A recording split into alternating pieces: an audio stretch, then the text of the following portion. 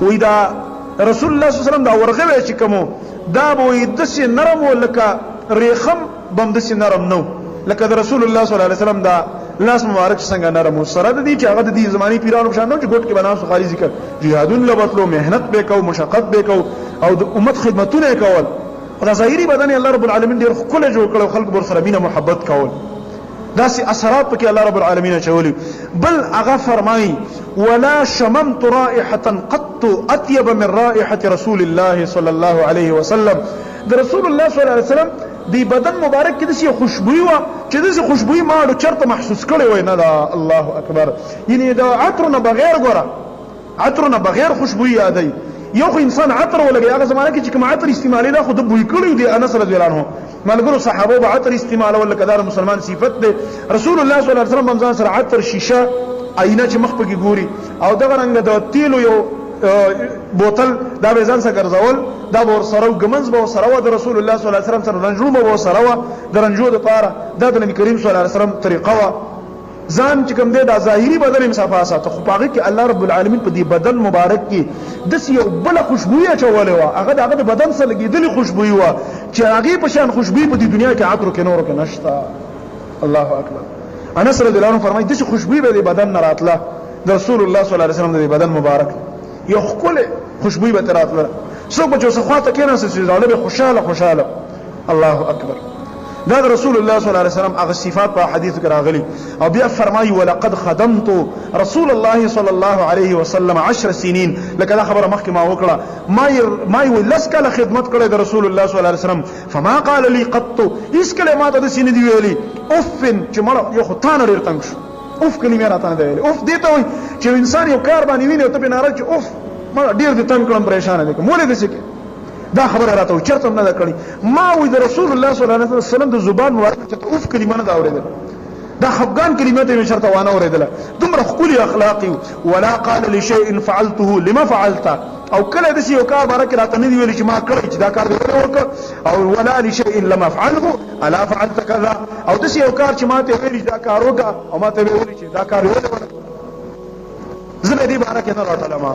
خالد عمر به کول چې کار به راته یاد کړه لکه پلان کې کار کول غواړي ګوره کار نه ته ویل هغه وکړه دومره به راته ویل رسول الله صلی الله علیه وسلم راتل مې نه درتنی په انداز کې زمانه تاسو نه کول لسکار بعد چې یو صفت کوي څوک د چا څخه خادم پاتې شي نه دا په دې دلیل لګنه چې هغه د رچت او اخلاق والا دي اسی خور د الله نه دی ویلي چې وانک لعلى خلق عظیم ستادي رچت اخلاق دي دغرنګ صحابه کرام هغه د اخلاق مبارک وي د رسول الله صلی الله علیه وسلم د اخلاق مبارک عبد الله بن عمرو بن العاص فرمایي عبد الله بن عمرو بن العاص هغه صحابي دی چې رسول الله صلی الله علیه وسلم خبرې به لیکلې تعلیم یافته په صحابو کې دوه صحابو ته حدیث ډېر یاد دي یو ابو هريره رضی الله عنه ذکر هغه ذهن ډېر تیز هغه رسول الله صلی الله علیه وسلم ته ویلي چې ما ته دعا وکړه چې زما د حافظه قوي شي رسول الله صلی الله علیه وسلم یو ورځ ویلي وی فرمایل چې زما لپاره سوکشتل چې درس کول دا صدر راته وغوړی نو یې ضرورت وای ما صدر زما خوش قسمتي و چې هغه باندې کېناست خبره وکړه درس مې موږ ترا کړ چې پاسې دا هغه کې صد الله سیدا ذکر او دعا وکړه او بیا راته دا صدر را دې سینه پورې راخ کړ دا هغه نه بعد چې تمانه رسول الله صلی الله علیه وسلم یو لفظ نه دی ورشوی دومره تیز ذهن او ابو هريره رضی الله عنه یو لفظ معنی چرته نه دی ورشوی او بل هغه صحابي چې هغه ته حدیث ډیر یاد و عبد الله بن عمر دی عبد الله بن عمرو بن العاص پلار دوی دوه صحابه دي دغه پلار مبارک رسول الله صلی الله علیه وسلم فرمایلی عمرو بن العاص د عربو پهلوانانو کې ډیر تکړه او زړور او انتهایی جرأتمن صحابي مصر فتح کړی عمرو بن العاص دغه پلار او د انتهایی دشمنو د مسلمانانو په اوله زمانہ کې او خالد بن ولید د ایمان راوړل کله ستو ان شاء الله سیرت کې هغه راشي د خیبر په موقع کې د خیبر غزا چې کېدل د دوه راغه مدینه ته او بس رسول الله صلی الله علیه وسلم ایمان راوړ نبی کریم صلی الله علیه وسلم فرمایي عمرو بن العاص مبارکي وی اسلم الناس وامن عمرو بن العاص خلق اسلام راوړل دي عمرو بن العاص ایمان راوړل الله ان دې ځلون راغله او ځلون چې کوم دي هغه مکینه را روان شو دلته راغی هغه سفر وکړ د رسول الله صلی الله علیه وسلم خدمت کې حاضر شو سر یې ښکته وای چې کله راغی د رسول الله صلی الله علیه وسلم خواله په مخکنو د اسلام په دشمنۍ باندې ستومان او پریشان ځکه د تقریبا دی وخت پورې په اووم کال د خیبر غزا شوی اووه کاله سره دا واچوه او 14 کاله د مکې اوسه حساب کړه په مکه کې مکملې د اسلام دشمني د کړې ده نو 14 کاله اووه کاله 20 کاله د رسول الله صلی الله علیه وسلم وخت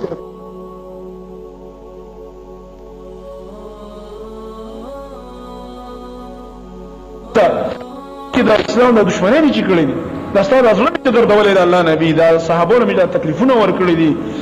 دا جنگونو کې چې ستاسو خلاف جنگېدلې ما دا ګناه مې معاف کیږي کنه دا وعده ورا سکے کدا ګناه مې معاف کیږي به ایمان راوړم ځکه الله نه ډېری ریګم چې زه ایمان راوړم به الله مې راونی چې تا ولې زما د نبی مخالفت کړ رسول الله صلی الله علیه وسلم ورته فرمایي الله ستر دی خو کا الاسلام يهدم ما كان قبله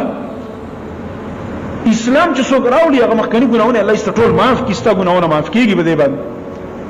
او بل دې هجرت وکړلو ول هجرت تهدم ما كان قبله څوک چې الله لپاره هجرت کوي خپل وطن او کور پری دي د الله لپاره ته د الله د پیغمبر پسې راغی دومره دې ما سره محبت کړي په دې باندې مستا ګناونه معاف وي به الله سره مخ کړو ایمان راوړلو په دې باندې وای دې هر وخت به غمجنو او پریشان او چې ما دومره تکلیفونه رسولي مسلمانانو ته رسول الله صلی الله علیه وسلم ته درد رسولې دا ګناه به ما څنګه شي به معافی د الله نه ډېر وخت نو د زوی چې عبد الله انتهایی تقوادار او انتهایی عبادت گزار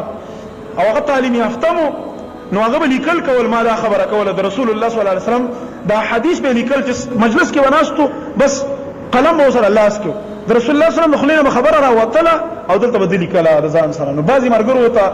یو خبره وکړه یو ځله ورته ویل چې دا خبر ملک د رسول الله صلی الله علیه وسلم کله کله نبی کریم صلی الله علیه وسلم غصه کی جذبه کی وي او هغه د غصې نه یو خبره وکي دا انسان د مختلف کیفیتي او تابع هغه لیکلي او رسته خلک باغه پړاوي خلک وایي دا دین دی او کله کله به دسی چې رسول الله صلی الله علیه وسلم خوشالي کله کله مرګ سره خوشتبيتي کوله خوشتبيتي نه هغه یو خبره کړی خوشتبيعي وکړي او تابع هغه لیکلي او رسته خلک وایي دا دین دی نو اسما فکر پیدا شو فکر مون شو چې دا بسنګ چل کیږي دا واقعي ویلارم رسول الله صلی الله علیه وسلم ته عرض وکړه دا الله رسوله زه استاسو اره خبره لیکم خو دې مرګرو راته دا خبره وکړه چې دا ملي کار خبره کله رسول الله صلی الله علیه وسلم غوسه کی یا کله خوشالۍ نه یو خبره کیسه خوشتبیتۍ نه وکړي نو ایمات رسول الله صلی الله علیه وسلم فرمایل چې عبد الله زما اره خبره لیکه زکه د دې جبنا سیوا د رښتیاونه او سیوا د حق نه نور څه نه راوځي الله رسول الله صلی الله علیه وسلم زبان مبارک جبه مبارکه دا د حق ولا جبه وا غیر سیوا د حق نه نور څه نه راوته وې د دې جبه نه سیوا د حق نه اسم نه راوځي که زه غوسه کی خبره کوم به حق خبره کوم زبد الله د امر خلاف خبره ونه کما او کزاس د خوشتبیتین مرګرو څخه خبره کوم به الله رب العالمین د مرزي مطابق خبره کوم زبد حق نه خلاف خبره ونه کما الله دا دسی جبه دا دسی زبان دی دا سی ګارانټي الله رب العالمین ورکړی دا الله قران کې فرمایي وما ينطق عن الهوى ان هو الا وحي يوحى دا زمان نبی چې دی دا خپل خواهش باندې خبرې نه کوي بس اساس زړه کې سر راځي او بس وایي لکه زمونږ استاد بن عاصم لکه سر راځي بس لګي ګپونه لګو خنداګانی او پروپاګاندا کو د خلکو خلاف بس یو مجلس ګرمو نه د رسول الله صلی الله علیه وسلم دا طریقه نه و چې بس لکه سر راځي خواهش باندې لګي دی ان هو الا وحي يوحى ندی دا خبرې چې د زبان مبارک نه راوځي مګر دا وحی ده چې الله ته د زړه کې ورچي هغه الله رب العالمین زړه کې خبرې ورچولې به کولې دا جبه د الله رب العالمین د امر مطابق چلیدله الله رب العالمین د زبان د حفاظت کړو د رسول الله صلی الله علیه وسلم